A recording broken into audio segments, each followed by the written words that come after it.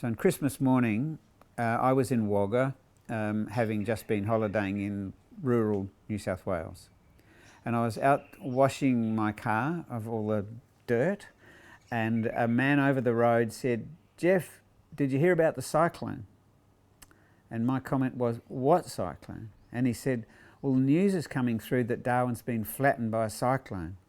And my comment to him was, "Oh, they usually just veer away." And he said, no, Darwin's been absolutely flattened. My name's Dr Geoff Thompson, and I was the Senior Medical Officer at RAAF based Darwin when Cyclone Tracy struck Darwin. I was not here on the night. I was away on leave, and I got a call very early the next morning where I was holidaying in Wagga to say get myself to Sydney and to Darwin, because Darwin had been razed to the ground by a cyclone and I had a job to do. It was a surprise when I landed here to see the town completely destroyed. Even the runway on which we landed foreshortened because of the debris. I was totally unprepared for what Darwin had looked like. It looked to me like a bomb blast that I would imagine. And I've just come back from visiting Japan, and on a bigger scale, that's what Hiroshima looked like. Everything was just flattened and there were a few things sticking up. And so Darwin was like that. I was greeted by one of my staff who told me that my aeroplane had been wrecked and my house had disappeared. So that was, well, welcome to Darwin, boss. But I didn't get to my house or to see my aeroplane, by the way, for a week because there was just no time. And I had to go in pretty much non-stop, back-to-back, around the clock for that first week. My job, obviously, as the doctor, was to do what the RAAF's designated role was in that post-Cyclone Tracy period of time, and that was to provide the evacuation for the people who were significantly injured. So first of all, we had to work out who needed to get out of town. I should say that immediately after Cyclone Tracy, there was no running water, there was sewage in the streets, there was no power, and people were wandering around the streets pretty much with just what they were wearing, fossicking through their possessions for things that they might want. So it was a matter of great urgency that immediately we get as many people out of the town as we could, and so began, to this day, the largest evacuation of civilian personnel ever in Australia's history. Many aircraft from the United States Air Force, from Qantas, and then TAA and Ansett, the other two major airlines in Australia. People just grabbed whatever they had and flew out, sometimes to home, but other times to places, but at least they were out of Darwin. So my job was the medical side. And so there was two issues really, and I guess we could divide the people up into two groups: those that were injured but were walking, people with lacerations, some people had lost eyes from the penetration of flying debris. There were people with fractures of their arms and large lacerations, and then there were groups of people obviously who had first gone to the hospitals. So that's where my work began, with the then medical superintendent, Dr Greenaway. And so what he and I would do would be to meet several times a day, work out a priority list of people who needed to get out down south, and then begin the process of loading a large bus-sized RAAF ambulance, and then back it into the C-130 Hercules, which had been configured as an ambulance plane, and then fly these people initially down to number 3 RAAF hospital, which was in Richmond, and then disperse them through the hospitals, mostly of Sydney and of Melbourne at that time. The walking wounded, which were largely managed by Red Cross volunteers who were already in town still, we had to do some sort of triage, because remember, when you've lost everything, for those on medications, you've lost your medication.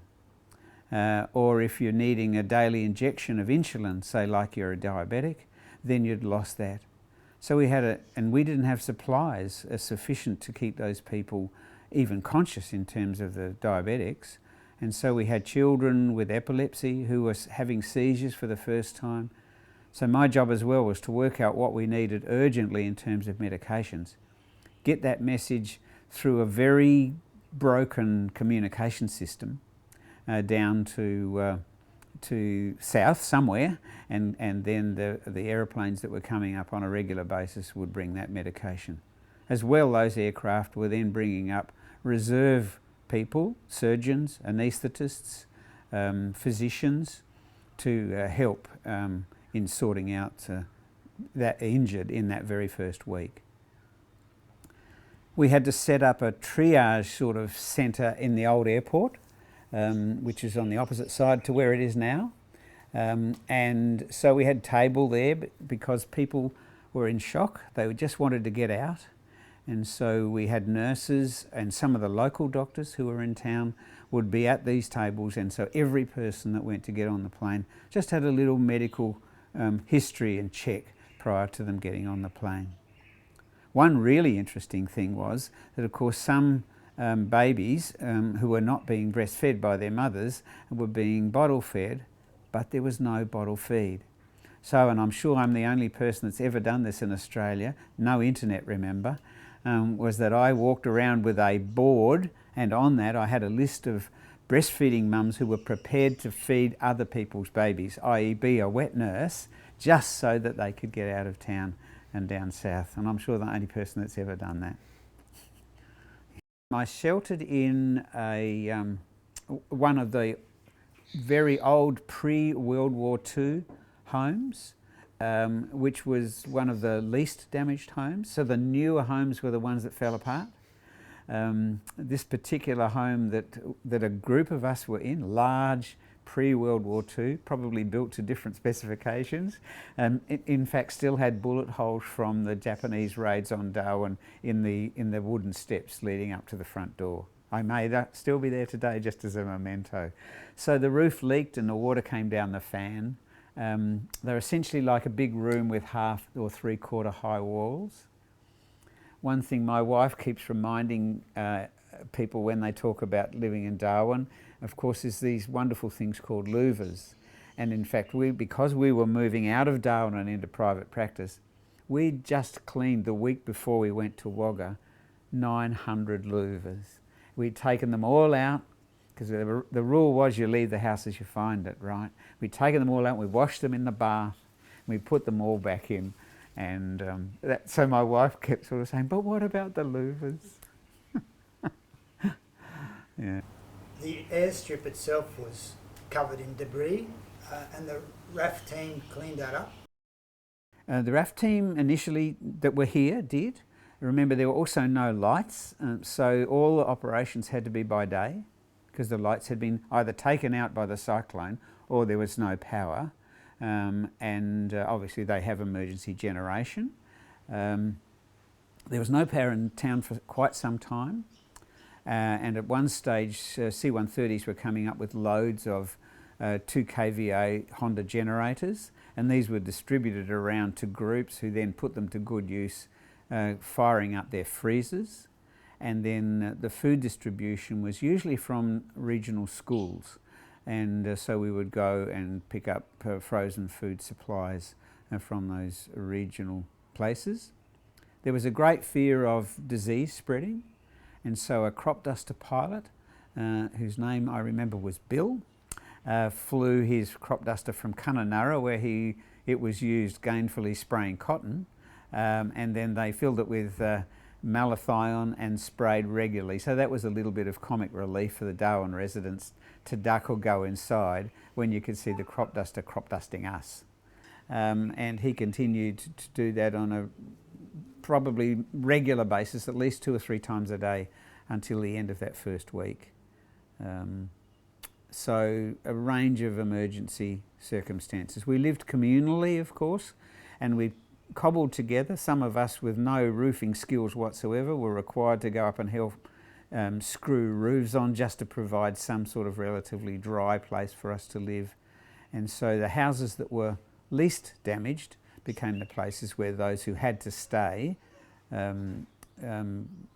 lived, and as quickly as possible, obviously, we had to get rid of those who didn't need to be here, mostly the women and the children, the aged, people with disability who couldn't help very much in terms of the rebuild. And just because of the logistics of no supplies, and running water, I don't remember actually, it's a blur for me, but running water was not available for weeks. I remember one really stressing moment on the RAAF base hospital, which was cyclone proofed and therefore untouched. Because we didn't have any running water, I asked one of our staff to gather as much rainwater as they could and fill up the baths, and that became our water. And to my distress, one of the nurses who just come up with a Hercules, we couldn't find her anywhere. And where was she? I won't mention the name, she might still be alive. And she was having a bath.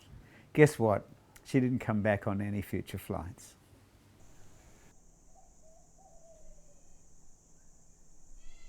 So we had aircraft, our largest aircraft that was available for evacuation was the C-130, and they had a whole 2 squadrons of those. So they had many roles, which they still have in circumstances like this. So medical evacuation role is one that's still used, and then they have aircraft on standby. For regional Bali bombings was an example where they were used. Tsunami, the big tsunami, they were used. They used for marine accidents, and in particular, the Hercules is able to be pressurised much beyond the commercial airliners. So if somebody's suffering from the bends or something like that from a diving accident, a Hercules can be used to take them to a decompression place. So they're marvellous aircraft. So while some were tasked to bring supplies on a non-stop basis, including my medical supplies, others were tasked, just fitted out and then tasked for transporting patients. They can be converted into a central pallet of medical supplies, and then on the sides about 30 people in 2 high litters along. It's important when you're loading, of course, to remember that if somebody has intravenous lines in, it's preference not to have them on the other side of the patient, so that we can access those. So that was that was important when we were loading the big ambulance bus in reverse and then backing it up to the Hercules and then taking the people into the plane. And you were collecting people from the Darwin Hospital? The Darwin Hospital, because that was the only major medical facility then. And so the recommendation was that everybody went there. That was so that I could, Dr Greenaway, the hospital superintendent, and I could then triage these patients, prioritise them, and get the sickest and most injured people out first.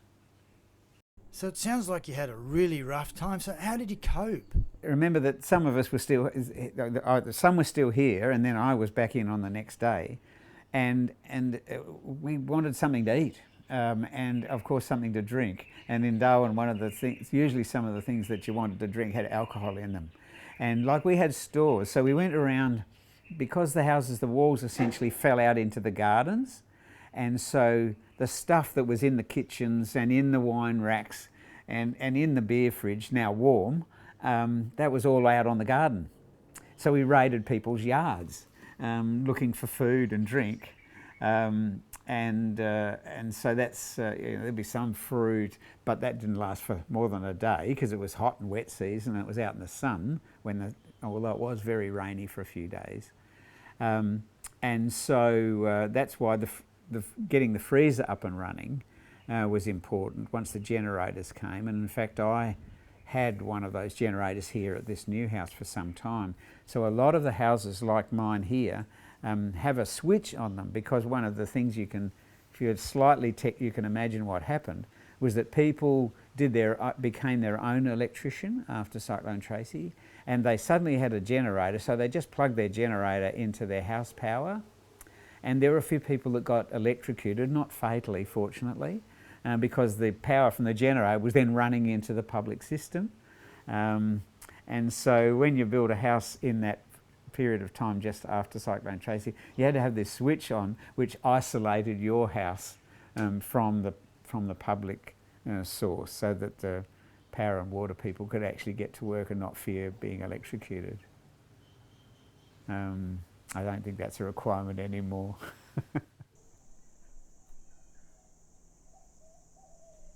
One of my nurses, Lee Hintz, she and her husband Chris, who was actually, he was a submariner in the Navy, and so she was working up here, RAAF nurse, and he had come up to have Christmas with her. Anyway, they were along Trower Road, halfway between Casuarina Shopping Centre and the RAAF base, and they couldn't get anywhere.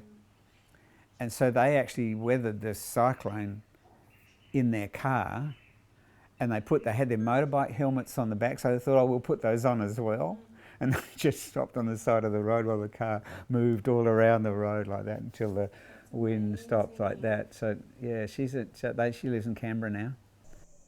It's said that a lot of people didn't take Cyclone Tracy seriously. Why was that? Well, it was Christmas Eve, you know, there was a party boat that went down. We still don't really know how many people were on that boat because there was no manifest.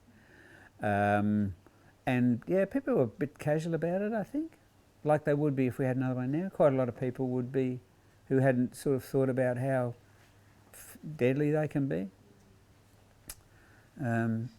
Yeah, so it was that sort of town, you know, that, yeah, it'll be right, mate. And people would help each other out. If you're in trouble, somebody will help you, sort of thing. So why were you in Darwin at that time? I was with the Australian Air Force. I, like many Darwin people, had decided to come here for 2 years.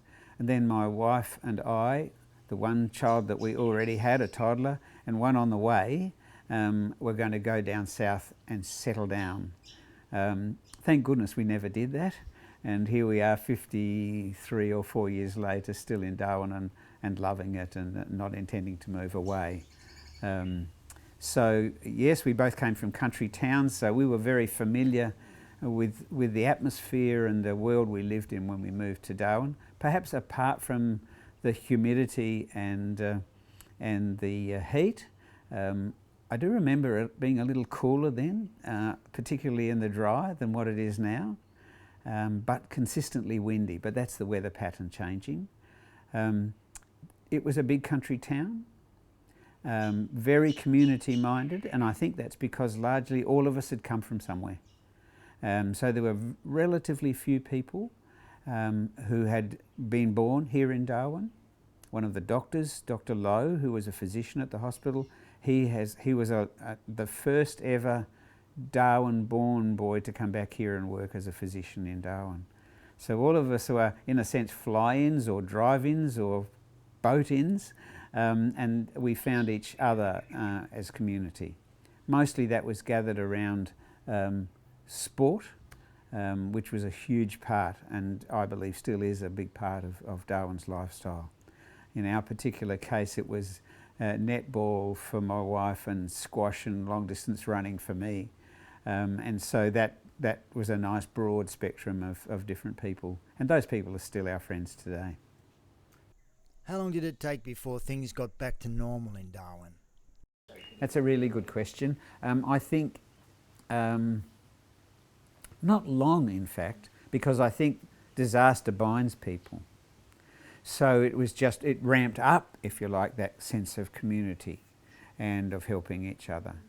And of course, as I'd already said, sport was sort of one of the focus. So to get sport going, so I remember going and playing the very first game of squash on the Nightcliff squash courts, which that was just over the RAAF base. And so the dentist, Doug, and I went out there. The glass was all broken on the glass court. There was no lights and the floor was wet, but just for the sake of saying we had a game of squash.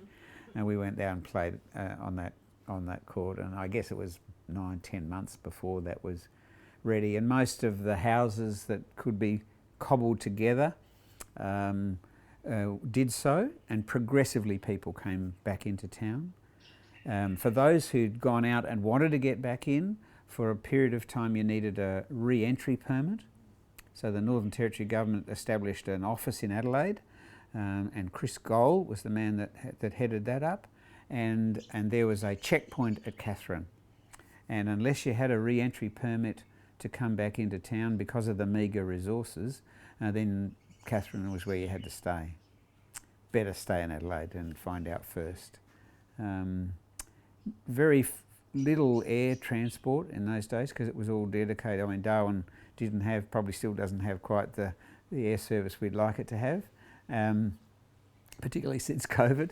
And so most people drove, and that was pretty much the most common way, even for holidays. I remember my wife had a little Corolla wagon, and a tree had fallen on it and had stove the roof in. It was drivable, and as were a lot of the cars. So one of the interesting sights in Darwin after Cyclone Tracy was a large number of convertibles, because people got their oxys out and cut the roofs off, and then they would just drive them around with no top whatsoever. So that was amusing, and there must be some photographs of those. Anyway, I decided to drive with my nursing sister from the RAAF. We needed some R&R. So we decided to drive it down to Adelaide and see if it could be repaired. But you couldn't open the front doors to get in. So Peter, her name, and I drove the car down to Adelaide by climbing in the back of the wagon and then into the front seats. So the questions varied as you went further down the track, bearing in mind that from Alice Springs to Port Augusta in those days, the road was dirt. And so that was a very hazardous drive, I remember, because it rained, and I remember that very clearly, saying to Peter, stay in front of the trucks behind us, because if we spin in the mud, they're going to have to help us. So they fixed it up, and we ended up driving it back with another nurse for the RAAF. Yeah, funny little stories. Just remember that. One of the totally unsubstantiated theories as to the reason there was such devastation with the homes is that they were elevated homes. And I think anybody that knows about building knows that that's not the case at all. But that was the feeling, because like 80% of the town was flattened. And so there was a strong feeling that the houses that would be rebuilt should be ground level. And of course, housing was a requirement urgently. So large numbers of caravans. So after the cyclone, there were road trains of caravans coming up to Darwin for people to live in caravans. And then there were some transportable homes. Many of those, still the central part of the homes people live in Darwin here now, were brought up. But of course they were fit for southern parts. And so they were like concrete boxes, not places with big wide open. Even our own house was formed initially in New Zealand, where it had those dreadful suicide hopper windows, which are the things you catch your head on. And so the first thing you do when you modify your house is put in, yes, louvers. And so initially that was the case, but now obviously there are some requirements. The thought was, given that Cyclone Tracy was the most intense cyclone to hit a large population area, was more so than, say, the Christmas one in Townsville a few years before, that there should be a building code. Initially, that building code was that the house had to effectively satisfy a particular designated cyclone code, and the one we live in satisfies that. But then it was realised that that would add substantially to the cost of any new home in terms of engineering. And so reasonably, the recommendation was that a section of the house could be then designated, usually say a bathroom area or area where there's a lot of structure around, and that would be the dedicated cyclone structure. And that's still the case today if people want to build that. And then what the government's provided is places, usually schools or government offices, which have a designated area which come the wet season is a cyclone protection area. And in that there's generators, there's food, there's water already put in place for people to go to should they wish. And then the cyclone warnings that come on the radios and the different levels of warnings tell people if they're going to go to those, when to go before they're likely to get injured on the way. After having experienced Cyclone Tracy, has that deterred you for living in Darwin? No, I in some ways, so Darwin's our home. There's hazards no matter where you live. Floods, I think bushfires were way worse circumstance than a cyclone. In the cyclone you just get wet and cold and lose stuff, but although it's a bit unsure how many people died in Cyclone Tracy, the numbers are down. With fire, it's totally destructive, and so there's fires, and they're a large part of the Australian summer life. Floods in these last couple of years right through the eastern states. So I think it's just one of those hazards, and bear in mind Cyclone Tracy was the largest one recorded, even though Darwin's been flattened by 3 previous cyclones, one before the 1900s, one in 1939. I should remember those dates, but I don't accurately. Bad, Geoff. And so, but they're big enough gap apart that the lessons learned tend not to be passed on, and hopefully that's not as much the case now. So around the time of Tracy, you were setting up a clinic, a private practice in Casuarina. What happened about that? Because I wanted to stay a clinician and perhaps not in the Air Force's way get promoted into some form of administration, I decided to stay and establish private general medicine practice out at a new place then called Casuarina Shopping Centre. However, Cyclone Tracy put paid to that, because the house that we were building in Nightcliff and we just put our own furniture into was completely destroyed. So essentially everything we owned disappeared on that night. And of course in that next week I helped to remove all of those people that would have become my patients, because they were evacuated out amongst the 20,000+ people that were moved out of Darwin in that following week. So my boss, who's Group Captain David Hitchens, decided that the RAAF needed me, and so I just simply put on the same uniform and went to work and did my work as the Air Force doctor once the Cyclone Tracy business had settled down. And I was there for another year before I slowly moved out of the Air Force life and into medical practice. I've always been an aviation nut. For me, that was one of the great exploration things of my era.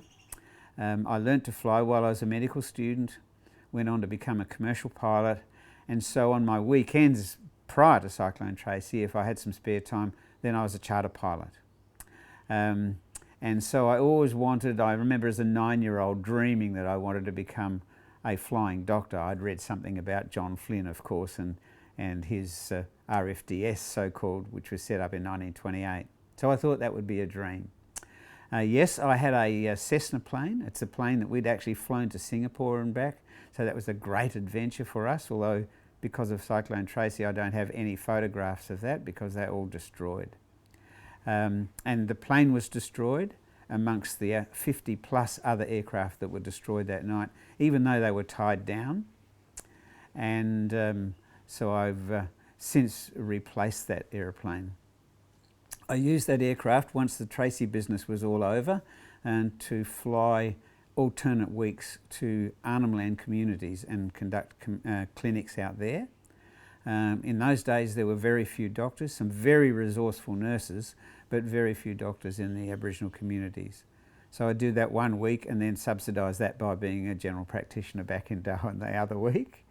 And had the opportunity with my aviation medicine training in the Air Force, and being one of the few professional pilot doctors in Australia at that time, to go and be the medical director of the Western Australian Flying Doctor Service, while Dr Liddell, who was then their chief doctor, was off in London doing the aviation medicine course that I'd already done. So it was unique in the sense that he and I were the last 2 RFDS doctors who were both professional pilots, which meant that for routine clinic flights, somewhere out we could actually fly the aeroplane out. The nurse would come with us, and then we'd work through the day and fly home. Saves the RFDS some money. I'm now a sport and exercise physician. An exciting area of medicine to be. All my patients want to get better yesterday. And I guess I got interested in that. I don't come from a medical family, although I come from an incredibly caring family. Our house always had strays in for meals. It was just the environment in which we lived and my mum and dad encouraged. And I remember thinking that there was a whole lot more to medicine than just, if you like, just healing the sick. In other words, illness was not all of health. And this sort of morphed clearly in my mind when I met a guy from the United States Air Force. His name was Dr. Ken Cooper.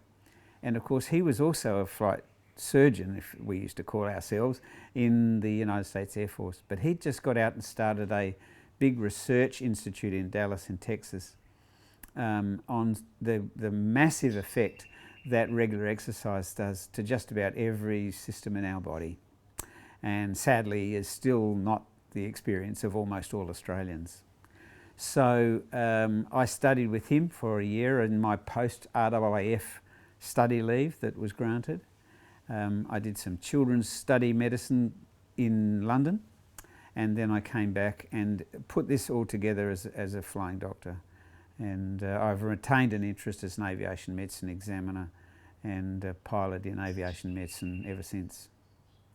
I believe you're off to Paris with the Australian Paralympic team.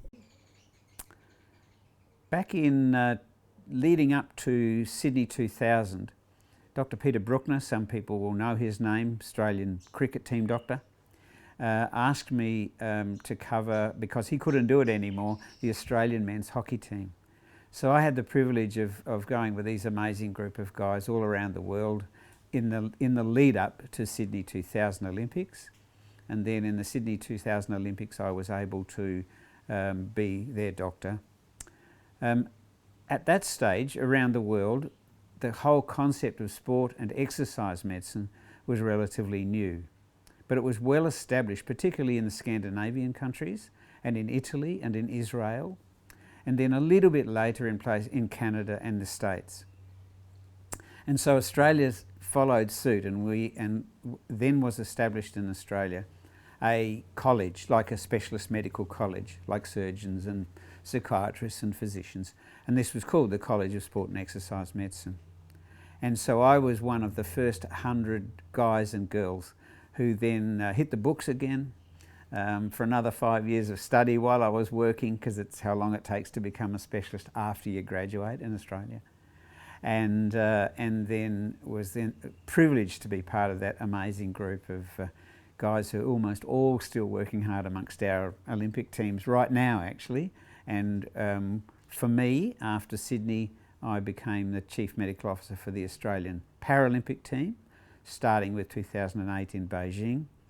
And so I've had a chance to travel with those amazing athletes, both winter and summer, ever since. And I'm shortly off to Paris in 2 weeks' time, actually, to join them there. And that will be my last, but I'll go on working with them afterwards.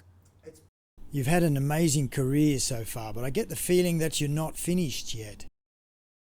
Well, if you don't keep going, then the other option of that is to slow down, and I don't actually particularly want to do that. So they'll find a place where I can be of value. I really think all I've done is take advantage of just about every opportunity that came my way. That was my father. My mum and dad were quite poor, but they were all always saying the opportunities are out there, so grab hold of them and run with them. And you know, all those opportunities are still there for young people to take advantage of now.